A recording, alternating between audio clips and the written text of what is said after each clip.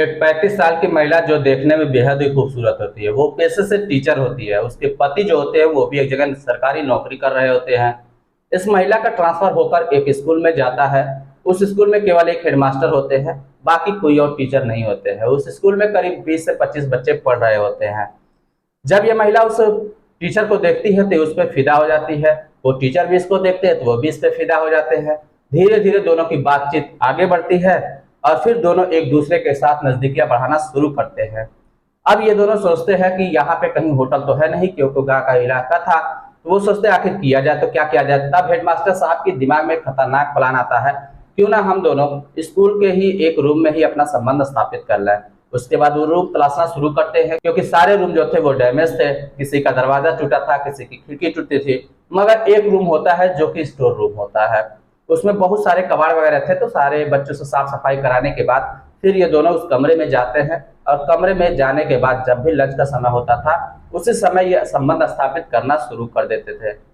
धीरे धीरे समय गुजरता गया और एक दिन एक शरारती बच्चा आता है, जो कि उस दरवाजे के एक झरोके से अंदर का नजारा झांक कर देखता है। उसके पैर तले से जमीन खिसक जाती है।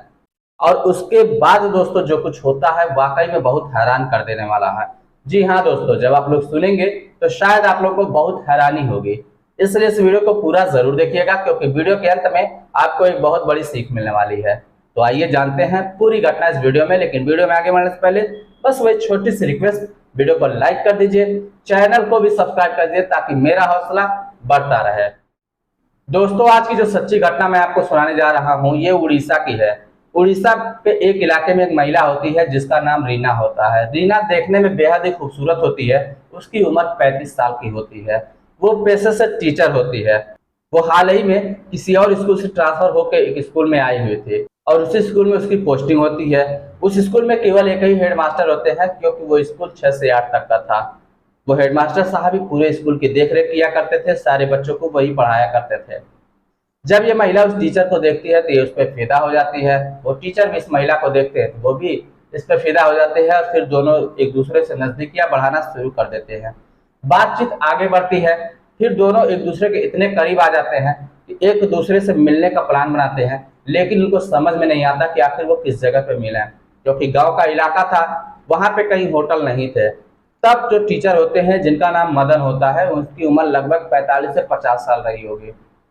वो सोचते हैं कि क्यों ना स्कूल को ही हम अपना रासलीला रूम बना लें, लेकिन उनको समझ में नहीं आ रहा था कि कौन सा रूम बनाए, क्योंकि जो भी रूम वहां पे थे, किसी का खिड़की टूटा था, किसी का दरवाजा टूटा था। मतलब इस तरीके से कमरे डैमेज थे। अब उनको एक रूम दिखता है जो कि स्टोर रूम होता है। स्टोर रूम का सब कुछ सही होता है, लेकिन अंदर से कुंडी नहीं लगी थी। तब वो एक कारपेंटर को बुलाते हैं और उसमें कुंडी लगवा देते हैं।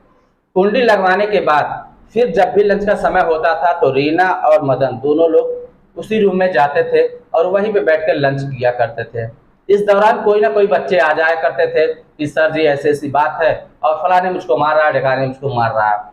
अब जो मदन होते हैं वो बच्चे को डांट फटकार देते हैं, कहते हैं कि चलो जो भी कहना होगा लंच के बाद आना, लंच में मुझे डिस्टर्ब ना करो।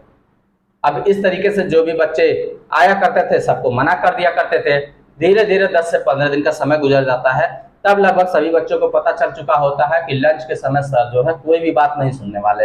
अब बच्चे आना बंद कर दिए थे।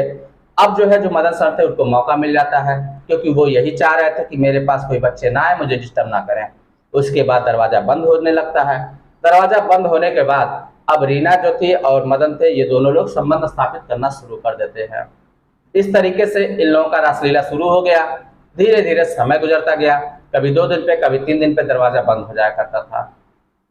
कोई भी लड़के उस कमरे के पास नहीं जाते थे, मगर एक लड़का था जो कि शरारती भी था और होशियार भी था। वो सोचता है आखिर बात क्या है, ये लोग दरवाजा क्यों बंद करते हैं। और कभी कभी ऐसा होता है कि 10-20 मिनट लेट हो जाते हैं लंच के बाद भी, फिर ये लोग बाहर आते हैं। उसने एक दिमाग में खतरनाक प्लान बनाया। वो सोचता है कि मैं इस बात का पता लगा के ही रहूंगा। शाम होती है, जब छुट्टी हो जाती है तो वो लड़का जाता है और दरवाजे में एक छोटा सा छिद्र कर देता है, क्योंकि वो लकड़ी का दरवाजा था तो आसानी से हो गया। अब वो अगले दिन का इंतजार करने लगा कि अब जब ये लोग दरवाजा बंद करेंगे तो मैं देखूंगा कि आखिर ये लोग अंदर करते क्या हैं। और किसी बच्चे की नहीं सुनते, चाहे कोई बच्चा मारपीट, कुछ भी झगड़ा बवाल कुछ भी करता रहे, लेकिन लंच के समय में कोई भी इनके पास शिकायत लेकर न आए। और 10-5 मिनट लेट भी हो जाया करता है। आखिर वजह क्या है? दोस्तों अगला दिन होता है। अगला दिन जब लंच का समय आता है तब भी जो है दरवाजा बंद कर लिया जाता है। अब यह लड़का उस दरवाजे के पास पहुंचता है जो इसने छिद्र किया था, उस पर आंख लगा के झांक कर देखता है। जब अंदर का नजारा देखता है तो इसके पैरों तले से जमीन खिसक जाती है। ये अपनी आंखें बंद कर लेता है क्योंकि अंदर का नजारा ही कुछ ऐसा था। ये सब देखने के बाद शर्म के मारे इसकी आंखें खुलती ही नहीं है। उसके बाद ये लड़का वहां से फिर चला आता है रूम की तरफ, और यहाँ आने के बाद वो किसी से कुछ भी नहीं कहता। फिर अगले दिन जाता है। इस तरीके से 3-4 दिन जाता है और जाके अंदर का नजारा देख लिया करता था।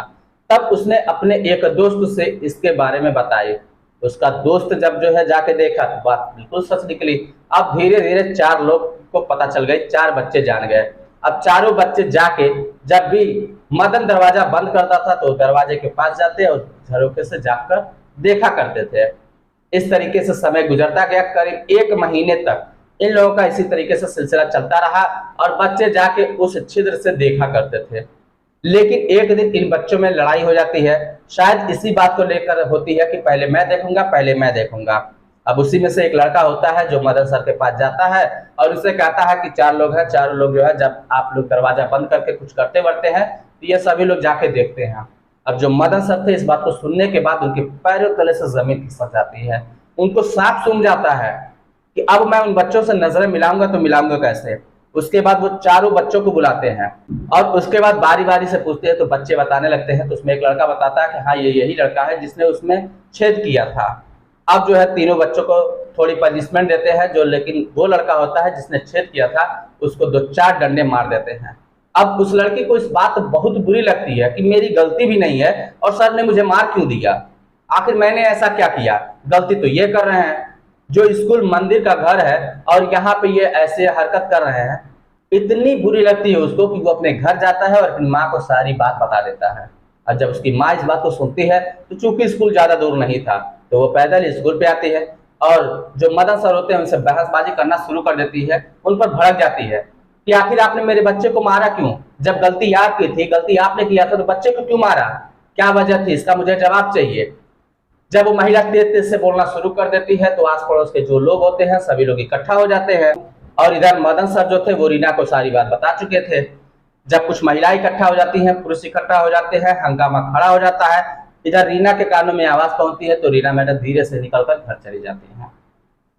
अब बात इतनी ज्यादा फैल जाती है कि ये बात रीना के पति के पास पहुंचती है। रीना का पति स्कूल में आता है और मास्टर साहब से मारी पीटा शुरू कर देता है।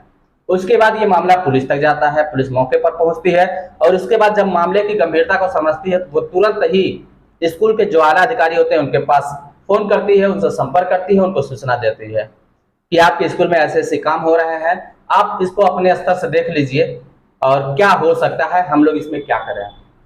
आला अधिकारियों को जब इसके बारे में पता चलता है तो वो तुरंत ही मौके पर पहुंचते हैं और उसके बाद जांच पड़ताल शुरू हो जाती है। जांच पड़ताल में पता चलता है कि जो भी बच्चे कर रहे हैं वो बिल्कुल 100% सत्य है और ये लोग ऐसा काम ही करते हैं। उसके बाद मदन से पूछा जाता है कि ये बताओ आखिर तुम दरवाजा क्यों बंद करते थे। तब मदन तर्क क्या देता है कि ऐसा सर बाहर जो धूल मिट्टी थी और उसके बाद जो है मक्खी वगैरह थी, इस वजह से हम लोग दरवाजा बंद कर लिया करते थे। फिर पूछा जाता है ये बताओ ठीक है चलो मान लिया कि तुमने इस कारण से दरवाजे को बंद किया, लेकिन ये बताओ तुमने कुंडी क्यों लगवाई, क्योंकि कुंडी की कोई जरूरत तो है नहीं, सारे दरवाजे में कुंडी नहीं है लेकिन इसमें कुंडी लगी है। तब वो कहता है ऐसा है कि जो है रीना मैडम जो थी उनकी तबीयत रह के कभी कभी खराब हो जाया करते थे और वो इसी कमरे में आती थी, लेटती थी तो अंदर से दरवाजा लॉक कर लेती थी ताकि कोई उन्हें डिस्टर्ब ना करे।